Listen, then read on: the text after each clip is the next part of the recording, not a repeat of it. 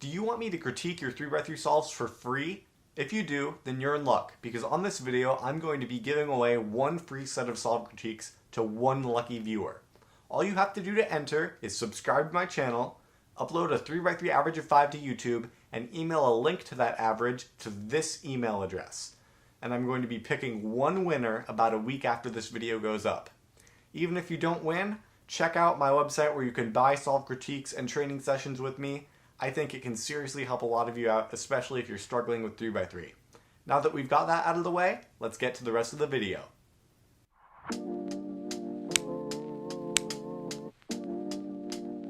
What's up guys, it's Brody. I had to take one of editor Brody's shirts because I'm too lazy to do laundry. Here we are. So today, we're going to be looking at some of Jack Kai's 3x3 solves. For those of you who don't know, Jack Kai is a former world record holder and current oceanic record holder in 3-blind single and mean. And even though he's really good at 3-blind, he's not quite at like the top level when it comes to 3x3. He has an official low 10 average, and the average of 5 he sent me was in the 11-second range. So we'll be looking at that, looking at his strengths and weaknesses, and what he can do to improve. So first of all, a lot of his strengths are pretty clear and make a lot of sense from him being a blind solver. His TPS is really good. That was a nice strength of his, which makes sense because a lot of blind is about TPS. And then his efficiency was better than I'd expect for someone that probably practices more 3-blind than regular 3x3. So that was a pleasant surprise. And overall, based on the fact that he is such a good 3-blind solver, his weaknesses made a lot of sense to me as well. I saw 3 main weaknesses in this average, the first one being a lot of lockups. And that makes sense because he probably hasn't had as much experience finger tricking like certain F2L cases and stuff as he would if he practiced 3x3 as much as 3-blind. The main solution to that is just going to be more exposure to the cases, trying them over and over again, getting more used to the finger tricks, and then over time realizing which cases you do have to slow down a little bit for so you don't lock up. That's pretty simple, so that's the only time I'm going to be going over lockups in this video. The second weakness was look ahead, and this is another understandable one because of course when you have a blindfold on, there is no such thing as look ahead. His look ahead really did struggle a lot in this average, and if he wants to get any faster at 3x3, it's absolutely crucial that he fixes this.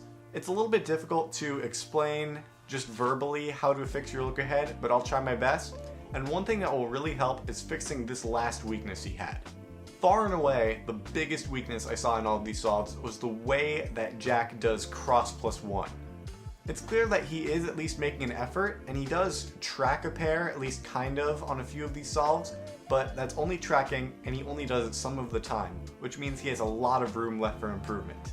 And the way that he does this isn't so great either.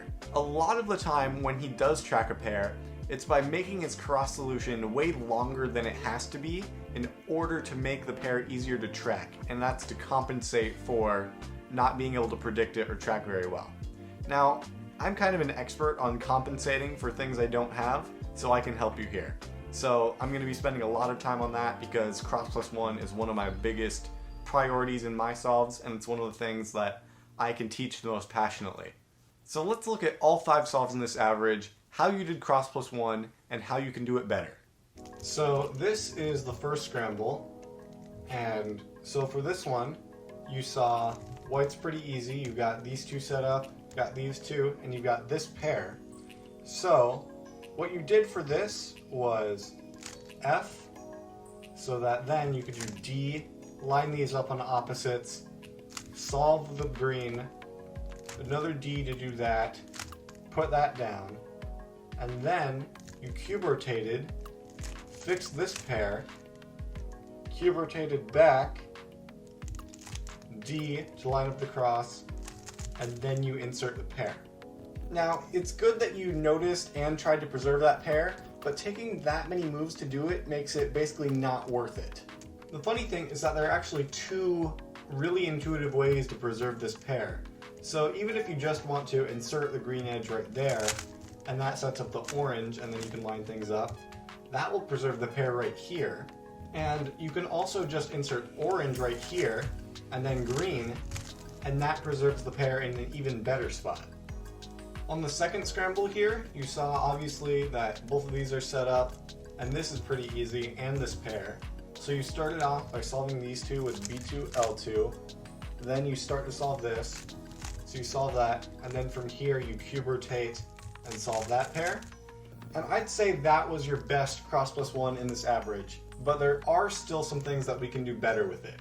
The first thing is that you were lacking confidence for it.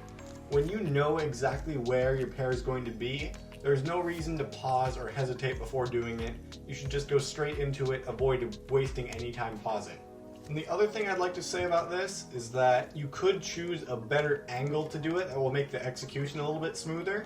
Like I might choose this one, and then I can just do L2, F2, and start doing this, and transfer into U moves for it. That sort of angle would work, whatever's easiest for you, of course. This is another pretty intuitive yellow cross. So you've got this, this, this, and this. And what you did first here was R to move that up there. D2 solves blue. L and F solve the red, the green and the red pieces. And then you did B, and then cube rotated here and did U prime L to keep this piece in the top layer. Now, this type of cross plus one, where you have to cube rotate to keep an F2L piece from going into the bottom layer, should almost always be avoided. Without doing that, the cross solution would have been very fast if you just ended with a B2, and the pair that you get by doing the extra cube rotation isn't good enough to really justify it. The only time you should do something like that is when it gives you a free pair. Conveniently enough, there's a great example on this same scramble. So if you start off the same way, R, D2, and then you solve green, and then orange, then you can cube rotate and turn this into a free pair like that. That would have been completely acceptable as an alternative. Okay, on this one, another easy yellow cross. Start off by solving the green, solve orange, red, and then blue. And you didn't really track anything here, but there wasn't anything that was super easy to track. You could have maybe done this one, but there was nothing super easy, so I'm not going to give you too hard of a time about not tracking anything on this solve. And then for this last one, what you did is put blue on opposites, solve green, solve red on opposites, and then just finish off. And when you finished off here, you did an extra U prime to keep that in the top layer. Now this is another one where there weren't really any great options, so I'm not going to give you too hard of a time here. Doing the extra U move isn't as bad when you don't have to cube rotate for it, but just in general, in a case like this, if I really couldn't find any good first pairs with this cross solution, I would find a different cross solution that had a pair that was easier to track and was better. So in my opinion, your goal should be to go from tracking your pair some of the time to being able to predict your first pair all of the time. And predicting is better than tracking for 3 reasons. Predicting makes your look ahead easier for the rest of the solve because it gives you basically a head start on when you can look ahead. It lets you turn faster during your cross because you already know exactly where your first pair will end up.